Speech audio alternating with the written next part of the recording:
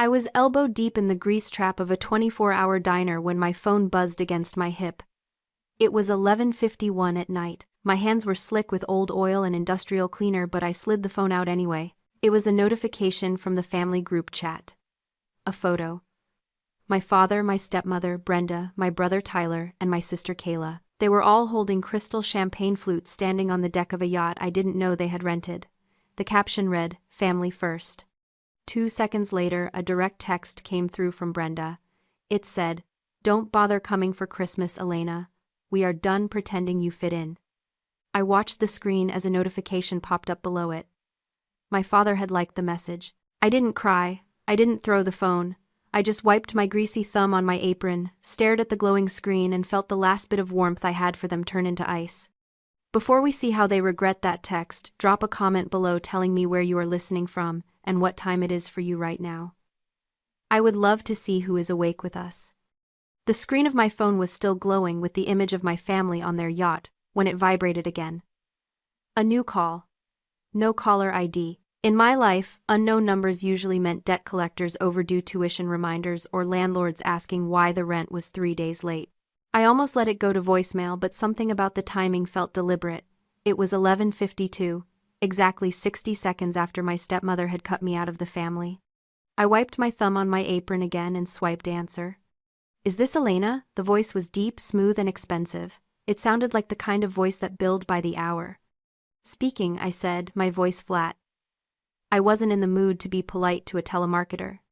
"Turn around, Elena. Look at booth 4. My stomach dropped. I slowly turned my back on the grease trap and looked out into the dining area. The diner was mostly empty at this hour, populated only by a few truckers and insomniacs nursing cold coffee. But in booth 4, sitting upright with perfect posture, was a man who looked like he had taken a wrong turn on his way to a boardroom. He was wearing a charcoal suit that probably cost more than my car, and his hair was a perfect silver mane. He was holding a phone to his ear, looking directly at me. I hung up and walked over. My sneakers squeaked on the linoleum. I was conscious of the smell coming off me, stale fryer oil, bleach, and exhaustion. I stopped at the edge of his table. "Who are you?" I asked. I didn't ask it with fear. I asked it with the exhaustion of someone who had nothing left to steal. He didn't stand up. He just gestured to the vinyl seat opposite him. "Sit down, Elena. My name is Arthur Sterling. I was your grandmother Beatrice's personal attorney for 30 years. I remained standing. My grandmother died 6 months ago. My father told me there was nothing left. He said she died in debt." Mr. Sterling smiled. It wasn't a warm smile. It was a sharp, predatory smile, the kind a shark gives before it bites. "Your father says a lot of things, Elena. Most of them are expensive lies." He reached into a briefcase next to him and pulled out a thick, heavy leather portfolio. He slid it across the sticky table. It looked alien against the chipped formica. "What is this?" I asked. "This," he said, "is the truth. Beatrice knew exactly what would happen when she passed. She knew your father was weak. She knew your stepmother was cruel.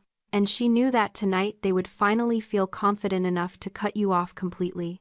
He tapped the leather cover. "She gave me strict instructions. I was to wait until they made their move.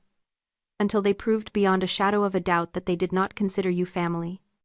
I looked down at the folder. My hands were shaking just slightly. "Open it," Sterling said softly. I flipped the heavy cover. Inside wasn't just a will. It was a dossier, bank statements, property deeds. And right on top a letter addressed to me in handwriting I hadn't seen in years. "I thought she forgot about me," I whispered. Sterling shook his head. "She watched you every day. She knew about the nursing school tuition you were struggling to pay. She knew about this diner. She knew about the car that breaks down every other week." He leaned forward, his eyes locking onto mine. "She didn't leave you nothing, Elena. She left you everything. But she didn't just leave you money, she left you the receipt." I stared at him, trying to process the words. Sterling checked his watch. It was midnight. "Merry Christmas, Elena. You are no longer the poor relation. You are the creditor, and it is time to collect." I picked up the envelope. It was thick, creamy paper, the kind you buy at a stationery store when you want your words to last forever.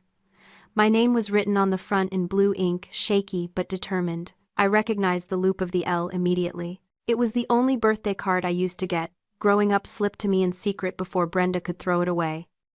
I slid my finger under the seal and pulled out the letter. Sterling sat silently watching me, his hands folded on the table like a guardian statue. My dearest Elena, the letter began. If you are reading this, then I am gone and Sterling has finally judged that the time is right. I am sorry I had to leave you in the dark for so long, but sometimes truth is a weapon that can only be wielded when the enemy has exposed their throat. I took a breath. The diner sounds, the clatter of plates, the hum of the refrigerator faded into a dull buzz. For 22 years, your father and Brenda have told you a story. They told you that your mother was an addict. They told you she was unstable, that she left us because she chose a high over her own child. They used that story to make you feel small. They used it to justify why they treated you like a stain on their perfect carpet. They told you that the bad blood ran in your veins. I felt a lump form in my throat. That story had been the soundtrack of my childhood. You're just like her, Brenda would sneer whenever I cried.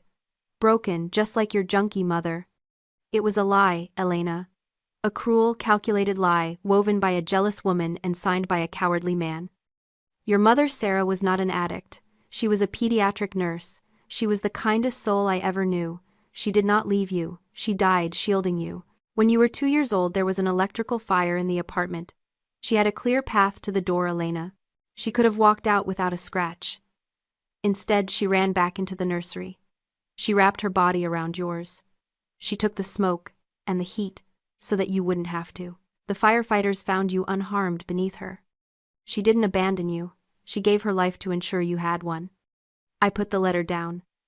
My hands were shaking so hard the paper rattled against the table. I wasn't unwanted. I was saved. I looked up at Sterling. Read the next paragraph, he said softly. It is the part you need to understand the most.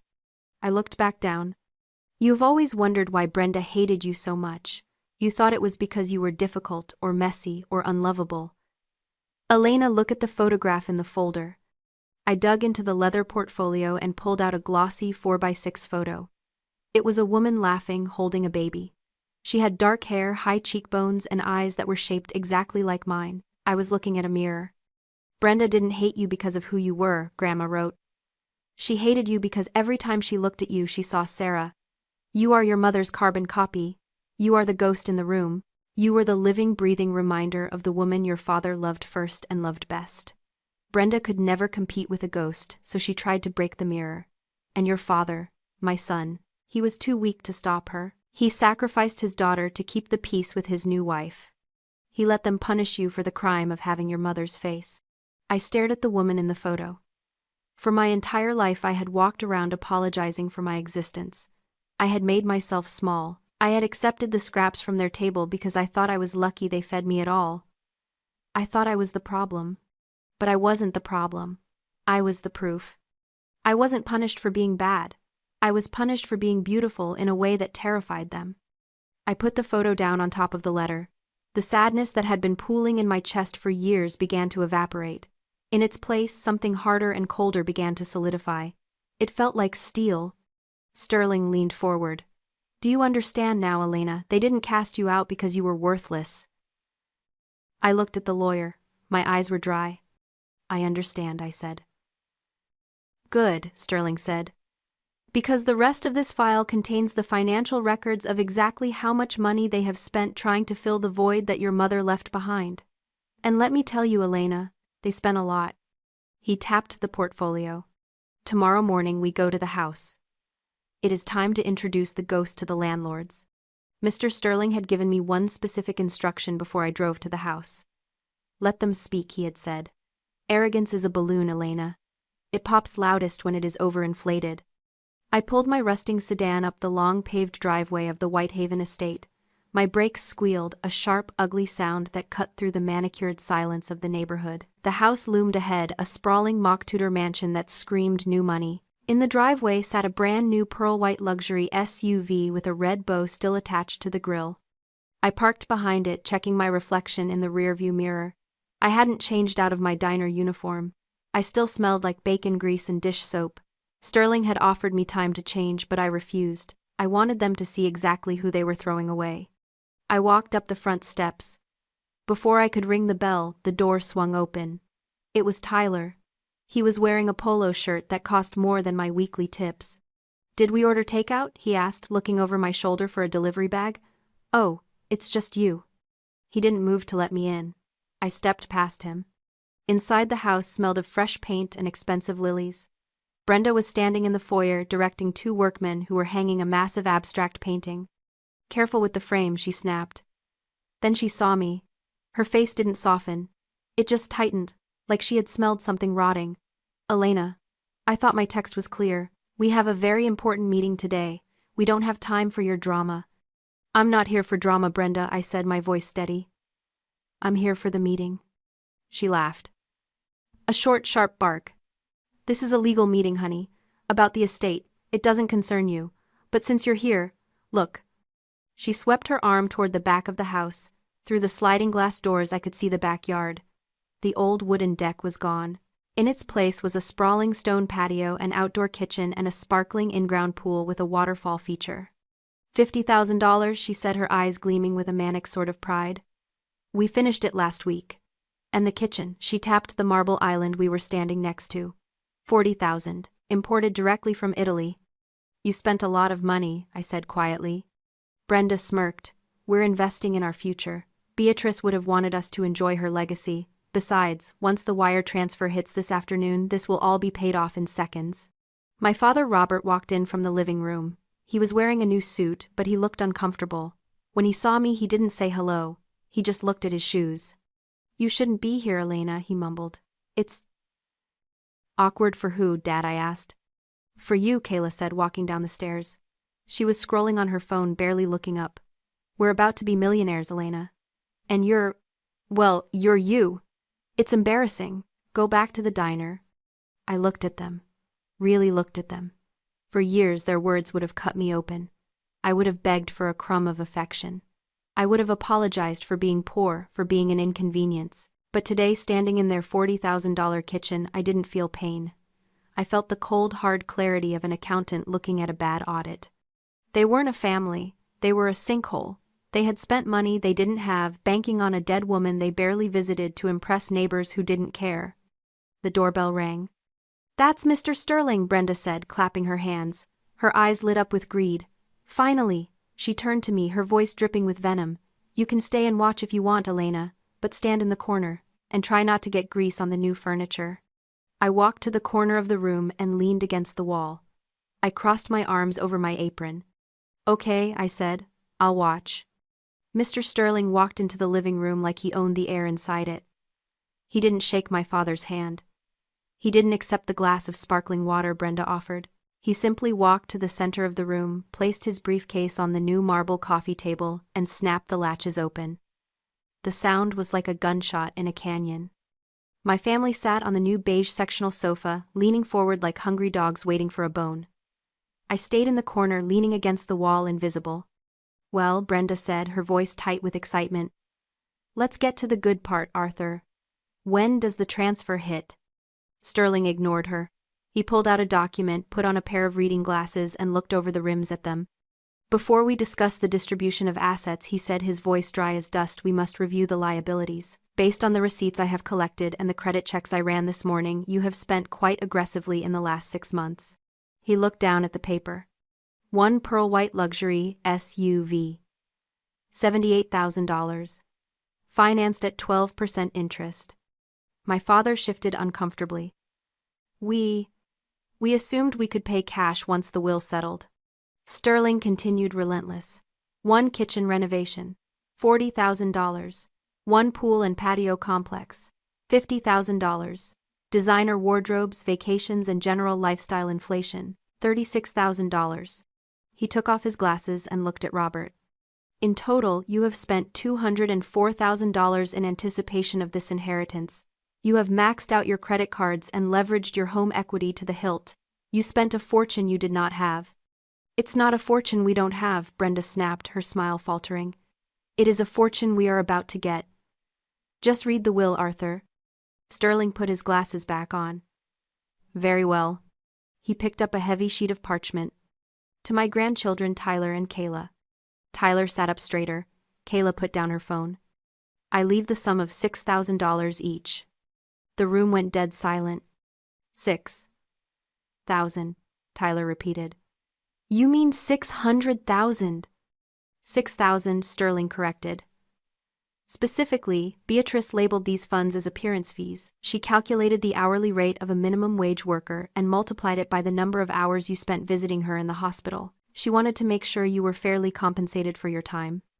Kayla's mouth dropped open. That's insulting. Sterling turned the page. To my son, Robert, and his wife, Brenda. Brenda gripped Robert's knee. Her knuckles were white. I leave nothing. 0. Brenda stood up. That's a lie. She can't do that. We are her family. Sit down, Mrs. Caldwell, Sterling said. His voice wasn't loud, but it slammed her back into her seat. I am not finished. He turned to the final page. To my granddaughter, Elena. My father's head snapped toward me in the corner. Brenda froze. I leave the remainder of my estate, including my investment portfolio, my cash reserves, and my intellectual property rights. A total liquid value of $2,500,000. The silence that followed was heavy. It was the sound of oxygen leaving a room. Brenda looked at me, then back at Sterling, then back at me. Her face was turning a patchy violent red. 2 million, my father whispered. Sterling closed the folder with a soft thud. The money has already been transferred to a trust in Elena's name. It is done. For 3 seconds, nobody moved. The air in the room felt pressurized like the moments before a thunderstorm breaks. Then Brenda exploded. It wasn't a normal shout. It was a guttural scream that seemed to tear out of her throat. She leaped up from the sofa, her face twisted into something unrecognizable. This is fraud. She pointed a trembling finger at Sterling, then whipped around to point at me. You manipulated her. You poisoned her against us. She was senile. We'll contest it. We'll sue you until you don't have a dime left. She was pacing now, frantic, knocking over a vase of lilies. Water spilled across the expensive hardwood floor, but she didn't notice. Robert, call the police. She's stealing our money. That money belongs to us. We bought the car. We built the pool. It's ours. My father was sitting with his head in his hands, rocking slightly. He looked gray. We can't pay for it, he whispered. Brenda. We can't pay for any of it. Shut up, Robert, Brenda shrieked. She turned on me, marching across the room until she was inches from my face. I could smell the expensive perfume mixed with the sour sweat of panic. You think you won? You think you can just walk in here with your grease stains and take everything? Get out of my house. Sterling didn't flinch. He watched Brenda's meltdown with the clinical detachment of a scientist observing a lab rat. He cleared his throat. Actually, Mrs. Caldwell, that brings us to the final item of business. Brenda spun around her chest, heaving. What else could you possibly take from us? Sterling opened a separate, thinner file. He pulled out a document stamped with the bank's logo. Beatrice predicted this, he said calmly. She called it your inevitable collapse. She knew that once you believed the money was coming, you would spend recklessly to fill the emotional void in your lives. She knew you would refinance this house to buy things you didn't need. He slid the document across the coffee table toward my father. 6 months ago, the bank bundled your new high-risk mortgage and sold it. Beatrice bought it through a shell company. My father looked up, his eyes glassy. What? What does that mean? It means, Sterling said, his voice ice cold, that the bank doesn't hold the deed to this house anymore. Beatrice transferred ownership of the note to Elena. He pointed at me. Elena isn't just the beneficiary of the will. She is the holder of your mortgage. And according to my records, you are 90 days past due. Brenda stopped screaming. She looked at the walls of the living room, then at the ceiling, as if the house itself was suddenly rejecting her. Her legs gave out, and she sank onto the wet floor, right into the puddle of spilled flower water. She owns the house, Tyler whispered. She owns the debt, Sterling corrected, and she has the right to foreclose immediately. Brenda looked up at me from the floor. The arrogance was gone. The anger was gone. In its place was sheer, naked terror. The narcissist's mask had shattered, and underneath was just a frightened woman who had gambled everything on a lie and lost. She owns us, my father whispered. Sterling looked at me. It's your call, Elena. What do you want to do? The room was silent, save for the sound of Brenda weeping softly into the puddle of water on the floor. My father looked up at me, his eyes red and desperate. Elena, please, he stammered. You can't. You can't throw us out. This is our home. We raised you here. You didn't raise me, Dad, I said. My voice was calm, devoid of the anger I thought I would feel. You stored me here, like an unwanted piece of furniture you couldn't figure out how to return. Brenda looked up, her mascara running in dark streaks down her face. We're family, she croaked. You can't treat family like this.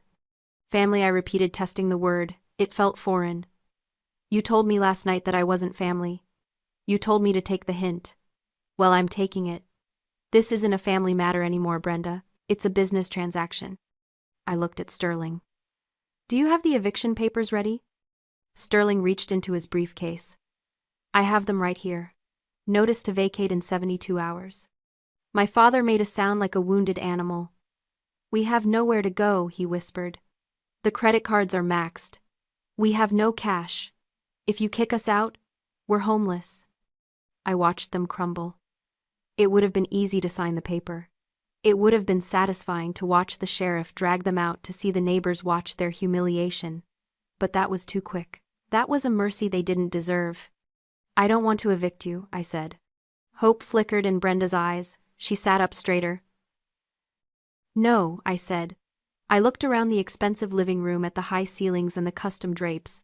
I want this asset to perform. I want a return on my investment. I walked over to the marble island and placed my hand on the cool stone. I'm offering you a lease. A lease? Tyler asked, confused. You can stay, I said. You can keep the house. You can keep the pool. You can keep pretending to the neighbors that you are the wealthy owners of the Whitehaven estate. My father let out a breath of relief. Thank you, Elena. Thank God. I knew you.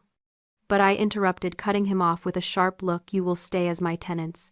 You will sign a standard 12-month lease. You will pay full market rent. Sterling, what is the market rate for a property of this size in this zip code? Sterling didn't even check his notes. $8,500 a month, plus utilities and landscaping maintenance. I nodded. $8,500, due on the 1st. If you are late by a single day, the eviction notice gets filed. My father's face went white again. Elena, we can't afford that. We don't have that kind of income. Then I suggest you sell the boat, I said coldly. And the SUV. And maybe Tyler and Kayla can get jobs. I hear the diner is hiring for the graveyard shift. Brenda stood up, shaking. You're humiliating us. You're trapping us in our own house. I'm giving you a choice, Brenda. I leaned in close so she could see her own fear reflected in my eyes. You can leave today with nothing and everyone will know you failed. Or you can stay and pay me for the privilege of living in the shrine you built for yourselves. You can wear the golden handcuffs. She looked at Robert. She looked at the expensive furniture she couldn't bear to part with. She looked at the life she had crafted so carefully to impress people she hated. We'll sign, she whispered. I smiled. It wasn't a warm smile. It was the smile of a landlord who just secured a high-yield tenant. Good, I said. Sterling has the paperwork. First and last month's rent is due now. I'll take a check. I didn't slam the heavy oak door on my way out. I closed it quietly. There was no need for noise. The silence I left behind was heavy enough. I walked down the stone steps and sat in the driver's seat of my rusting sedan. The engine sputtered when I turned the key, a familiar sound that usually made my stomach tighten with anxiety. Today it just sounded like nostalgia. I patted the dashboard. One last ride, I whispered. I didn't drive home. I drove to a quiet spot overlooking the city and pulled out my phone. I dialed the number for the nursing school's bursar office. This is Elena Caldwell, I said when the clerk answered. I'd like to pay my outstanding tuition balance. Of course, she said. How much would you like to pay today? All of it, I said. I gave her the routing number for the trust account Sterling had set up. When she confirmed the payment was processed, I felt a physical weight lift off my shoulders, a weight I hadn't realized I'd been carrying since I was 18. My next stop was the cemetery. The grass around Grandma Beatrice's headstone was frost-covered and brown. I brushed off a few dead leaves and placed the copy of the lease agreement against the cold granite. They signed it, Grandma, I said softly. You were right. They chose the cage. I stood there for a long time, not crying, just breathing. She hadn't just given me money. She had given me the truth. She had given me my mother's face back. She had turned the ghost in the room into the woman in charge. Thank you, I whispered. I walked back to the car. Before I put it in gear, I opened my contacts list one last time. I scrolled past the names that had defined my trauma for 2 decades. Dad. Brenda. Tyler. Kayla. I didn't feel anger anymore. I didn't feel hate. I just felt clean. I tapped edit, then delete contact.